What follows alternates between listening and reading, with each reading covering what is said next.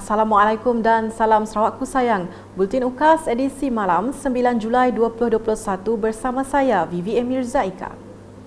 Tumpuan berita, Kerajaan Sarawak bersetuju untuk melaksanakan peralihan fasa Pelan Pemulihan Negara PPN mengikut pencapaian nilai ambang indikator yang telah ditetapkan. Timbalan Ketua Menteri Merangkap Pengurusi Jawatan Kuasa Pengurusan Bencana Negeri JPBN Sarawak, Datuk Amar Douglas Uga Embas berkata, pelan itu merupakan satu strategi peralihan keluar secara berfasa dari kemelut pandemik COVID-19. Jelas beliau, PPN ini memberi isyarat yang jelas apa yang telah dirancang dan akan dilaksanakan Kerajaan Sarawak untuk membawa Sarawak keluar dari kemelut pandemik ini. Plan ini merupakan satu panduan yang dirangka berdasarkan data dan sains, merangkumi 4 fasa. Peralihan fasa dari satu fasa ke satu fasa bergantung kepada pencapaian nilai ambang ataupun threshold 3 indikator utama. Yang pertama adalah keadaan penularan COVID-19 dalam komuniti berdasarkan bilangan kes jangkitan mingguan. Kedua, kadar penggunaan katil di ward ICU. Dan ketiga, peratusan populasi Sarawak yang telah lengkap menerima 2 dos suntik vaccination. Beliau berkata demikian dalam sidang media COVID-19 di Dewan Undangan Negeri Lama Petrajaya Kuching pada Jumaat. Datuk Amar Douglas juga memberitahu pihaknya kini sedang meneliti dan memperincikan nilai ambang bagi ketiga-tiga indikator berkenaan dan pengumuman hasil kajian tersebut yang akan dibuat dalam masa terdekat. Dalam perkembangan sama, beliau turut memberitahu sebanyak 77,343 dos vaksin COVID-19 telah diberikan kepada rakyat Sarawak pada Khamis dengan 29,206 merupakan dos pertama dan 48,137 pula dos kedua. Sementara itu, dalam sidang media sama, Pengarah Jabatan Kesihatan Negeri Sarawak, Datuk Dr. Mohamed Sapian Mohamed memaklumkan Sarawak merekodkan sebanyak 406 kes baru COVID-19 pada Jumaat, menjadikan jumlah keseluruhan di negeri ini 68,247 kes. 108 kes adalah daripada 3 pusat tahanan, iaitu 34 daripada Pusat Tahanan Imigresen Batu Lintang, Seri Aman, kemudian 56 orang dari Penjara Pusat Miri dan 18 orang adalah daripada Tangkapan Imigresen di Kuching. Dan kes kita sebenarnya kalau setelah ditolak 108 itu adalah 298 kes. Pada hari ini, Kuching melaporkan 109 kes, Miri 68 kes, Sibu 36 kes, Seri Aman 34 kes, Sarike masing-masing Bintulu 16 kes, Bau 14, Subis 12, Mukah 11, Samarahan Terbedu Sirian 10 dan daerah lain kurang pada 10 kes. Tambah beliau lagi, pada Jumaat Sarawak mencatat 4 lagi kluster baharu, iaitu kluster Jalan Pasar Basah Mukah, kluster Benteng Seri Aman, kluster Tembok Seri Aman 2 dan kluster Tembok Miri.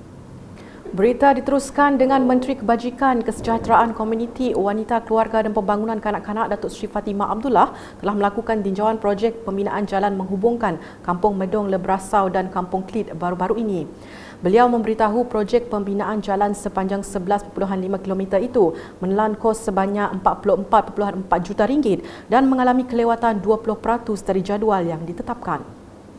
Kawasan ini sangat memerlukan jalan raya untuk menghubungkan Narub, Kelit, SK Kelit dengan Pekan Dalat. Jadi kerajaan telah meluluskan pembinaan iaitu jalan raya, jalan daripada Lebrasau Medong dan sambung kepada Kelit, pulih kepada Narub juga. Panjang jalan ialah 11.5 km dan ia bernilai iaitu 44.4 juta. Dan ini akan memberi kemudahan selain daripada jalan sungai yang ada sekarang ini, tentu sekali jalan darat adalah lebih mudah dan ini akan memberi manfaat kepada cikgu-cikgu, anak dan murid-murid yang belajar di sekolah SK Kelit. Datuk Seri Fatimah yang juga ahli Dewan Undangan Negeri Adun Dalat turut memaklumkan projek fertigasi telah diwujudkan di Narup melibatkan penduduk setempat dengan penanaman terung, cili dan labu dengan permulaan sejumlah 500 beg. Selain itu, beliau juga memperuntukkan RM25,000 menerusi projek kecil luar bandar MRP untuk membina dapur Balai Raya Kampung Narup, pembinaan titi dan pontun. Dalam perkembangan sama, Datuk Seri Fatimah turut menyantuni penduduk di Kampung Narup dan Kampung Kelit bagi program vaksinasi Mobile Outreach. Jelasnya, setakat Selasa, seramai 122 orang penduduk Kampung Kelit telah menerima suntikan vaksin dos pertama di Balai Raya Kampung Kelit dan SUA dan 90 orang penduduk Kampung Narup menerima suntikan yang sama di Balai Raya Kampung Narup.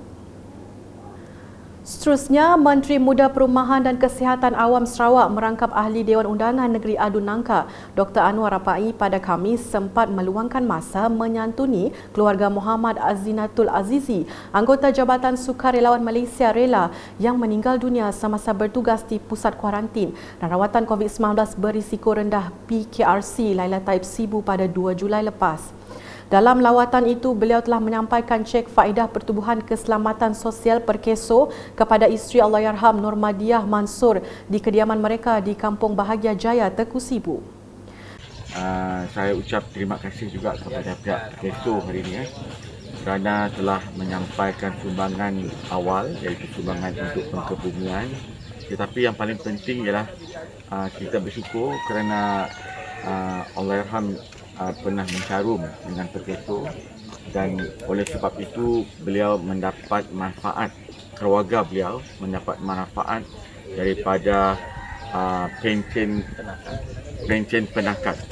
Saya pun baru dengar perkataan penakat pada hari ini, iaitu satu pencen yang memberi sumbangan seumur hidup kepada isteri dan kepada anak-anak beliau setiap seorang akan menerima sehingga umur 21 tahun ataupun jika mereka berkahwin awal mereka akan setakat itu. Oleh demikian keluarga isteri beliau secara totalnya akan mendapat RM870 satu bulan. Mengulas lanjut, Dr. Anwar memberitahu beliau juga berusaha mengatur hal kebajikan Allahyarham di Pejabat Kebajikan untuk memastikan pendidikan anak-anak Allahyarham terus terjaga. Dalam hal ini, beliau mencadangkan agar anak-anak Allahyarham ditempatkan di Pusat Lembaga Kebajikan Anak-anak Yatim Sarawak Peryatim jika dipersetujui ibu mereka. Saya akan mengatur dengan pihak kebajikan kalau boleh membantu anak-anak beliau juga. Tetapi yang paling penting saya telah berbincang tadi supaya kita dapat untuk menjaga pendidikan anak-anak beliau, kita cuba hendak meletakkan anak mereka ini ke pusat penyatin jika mereka bersendiri. Saya beranggapan pusat inilah yang tempat terbaik untuk anak beliau disebabkan penjagaan yang rapi di mana makan minum dijaga, persekolahan dijaga, penghantaran pergi balik daripada sekolah dijaga dan juga mendapat wang pocket money. Dan mereka boleh balik daripada hujung minggu, tidak jauh daripada rumah, pun mungkin 20 km saja. Sementara itu, pengurus Perkeso Cawangan Sibu Tan Pang Chia ketika ditemu ramah berkata hasil semakan waris Allahyarham adalah layak untuk menerima pencen penakat tersebut. Sebagaimana yang dimaklumkanlah, kematian ini adalah semasa dia bertugas di pusat vaksin. Jadi bila kita semak kelayakan arwah, kita dapati bahawa dia layak untuk dibayar ataupun mendapat faedah, waris dia layak mendapat faedah pencen penakat. Jadi pencen penakat ini maknanya kematian sebelum umur 60 tahun memenuhi kelayakan caruman dan berlaku atas sebarang sebab. Jadi bayaran ini kita berikan dengan kepada balu dan juga anak-anak dan sebagaimana yang diterangkan oleh YB tadi bahawa bayaran ini akan berterusan untuk balu sepanjang umur, anak akan sampai 20 tahun atau kalau berkahwin lebih awal maka dia akan terhentilah untuk anak untuk portion anak. Dalam pada itu, kakak Allahyarham Azazaitul Lilawati Afandi merakamkan penghargaan kepada Dr. Anwar dan Perkeso di atas bantuan yang disalurkan kepada keluarga adiknya itu. kami rasa bersyukurlah atas bantuan yang diberi oleh Profesor dan dari YB. Bantuan tu nang memudahkan kami orang untuk anak-anaknya sekali lah dan malunya sekali. Dan kami nak cakap apa lagi? Yalah, rasa memang kehilangan lah untuknya. Berikut pula, sebanyak 20 buah kampung melibatkan 50 orang penerima yang terdiri daripada golongan asnaf akan menerima bantuan makanan bersempena program ziarah UKAS peringkat Dewan Undangan Negeri Dun Muara Tuang. Simbolik penyerahan bantuan berupa bekalan makanan, pelitup muka dan cecair pembersih tangan itu telah disempurnakan Ahli Parlimen Kota Samarahan, Rubiah Wang kepada wakil penerima bertempat di Rumah Rehat Pejabat Daerah Samarahan pada Jumaat. Antara kampung yang terlibat adalah seperti tertera.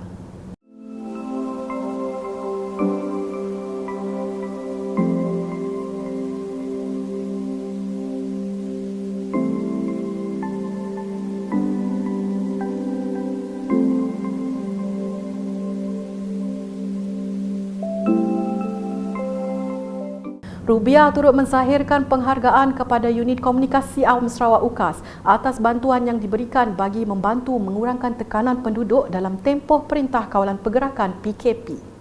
Harapan saya program ini dapat dipanjangkan ataupun dilanjutkan dalam usaha kita membantu rakyat sekitar kawasan ini.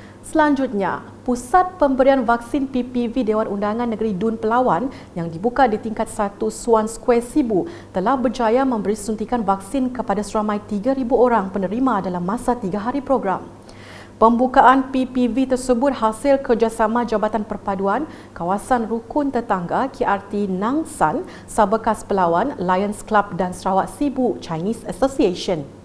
Selain itu, pelajar dari Segi College Sarawak yang terdiri daripada pelbagai negara bersama Lions Club merupakan sukarelawan turut membantu sepanjang program vaksinasi ini berlangsung. Program tersebut melibatkan penduduk dari Sungai Merah, Nang San, Teku dan Taman Indah. Setiausaha Politik kepada Ketua Menteri Sarawak Michael Tiang ketika ditemui berkata, penglibatan pelajar Segi College Sarawak dalam melancarkan program tersebut amat dihargai. We are totally very honoured to have medical students from Segi University.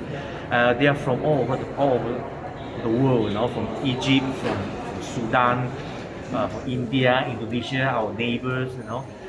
It's a good opportunity. We get to know each other and we work together in this very meaningful vaccination centre event, and they are great help. Bercakap ketika ditemui media, Michael Tiang menambah bagi menjayakan lagi program, mereka juga mengambil pendekatan turun padang untuk mendapatkan maklumat penduduk. Yes, especially KRT Nang San. They go house to house, they set out a booth by the roadside at the bus stop there. They're giving out application form, and the next day they're collecting application form at the same bus stop. So our main aim is to give 1,000 doses per day. So here 3 days, 3,000 doses. Sementara itu, Ali Ahmad Ali Mustafa Morsi dari Mesir, salah seorang sukarelawan pelajar Segi College Sarawak ketika ditemui berkata, beliau berasa teruja dan menganggapnya sebagai pengalaman terbaik kepada mereka. I think it's a really great opportunity to be working in a facility such as this. It gives us a chance to look at how people are getting vaccinated and how they are in the experience of protecting themselves, essentially. And it's also going to help us to give us an idea about how we'll all eventually develop herd immunity and we'll always be protected thereafter. And me personally, as a volunteer here, it was a great opportunity, especially that I'm a medical student as well. So it gave us a great opportunity to see firsthand how the nurses are vaccinating and how the doctors are checking or registering the people getting vaccinated today. And it was overall such a great experience. Dalam pada itu, Presiden Kelab Leo Segi University Afrin Javid dari India berkata, program yang dijalankan selama 3 hari tersebut berjalan dengan lancar. So this is my third day here in this vaccination program, and I've been actively volunteering in coordination with the Lions Club of Sibu Berjaya. So I see that the crowd has been managed very efficiently, They make sure that people are not, accumulated anywhere, maintain SOP very well, right from the time they enter this vaccination center downstairs until they finish in the waiting area. They make sure that even every step they maintain all the SOP, and the student volunteers guide them as which direction to go and then where to wait. And we also have 4 vaccination booths. We also have an emergency room in case some patient develop any reaction or anything. We have an emergency room. Then for all the staff, the food and everything was arranged very well. Malah Setiausaha Kawasan Rukun Tetangga KRT Nangsan Ki Wong Chin berkata mereka juga telah berusaha turun padang mendapatkan maklumat penerima dan berdepan dengan pelbagai cabaran untuk menjelaskan kepentingan vaksin terutamanya kepada warga emas. Terutamanya ialah orang yang wakil emas, kerana mereka tidak akan menerima sebarang orang punya mereka punya permintaan. So kami jelaskan, kami ialah dari pentubuhan yang KRT Nangsan, and then kami punya sempat cari dia. So dia very happy lah, sangat gembira kerana kami dapat tolong dia register, and then kasih tahu dia tempat di mana lain-lainnya. Kerana banyak wakil emas dia tinggal sendiri saja. Di Mukah, seramai 830 orang hadir bagi menerima suntikan vaksin dos pertama di Pusat Pemberian Vaksin PPV Dewan Suara Mesra Mukah pada Rabu. Tinjauan yang dilakukan mendapati seramai 400 orang lagi hadir bagi melengkapkan suntikan vaksin dos kedua di PPV tersebut. Manakala di PPV Bergerak Klinik Kesihatan Bukut mencatatkan 360 orang penerima suntikan dos pertama. Proses vaksinasi berjalan dengan lancar dan kerjasama yang baik daripada penerima vaksin dengan pematuhan prosedur operasi standard SOP yang ditetapkan. Ketua Kampung Telian Laut Sedi Tawi ketika ditemui merakamkan penghargaan atas usaha petugas barisan hadapan melancarkan proses pemberian vaksin itu. Sejahtera, saya KK Sidi Bentawi, KK bagi Kampung Telian Laut hari ini berada di pusat pemberian vaksin daerah Mukah. Terima kasih kepada penduduk Kampung Telian Laut yang memberi kerjasama untuk hadir di vaksin. Terima kasih juga kepada CITF daerah Mukah kerana telah memberi inisiatif pemberian vaksin melalui JKKK di daerah Mukah ini bagi memastikan penduduk kampung mendapat vaksin mereka. Lindungi diri, lindung semua. Sekian edisi malam bersama saya Vivi Mirza Ika dan kru penerbitan. Berita lebih lanjut boleh didapati di semua platform media sosial UKAS termasuk portal ukas.sarawak.gov.my dan pastikan anda subscribe UKAS channel di YouTube. Salam UKAS.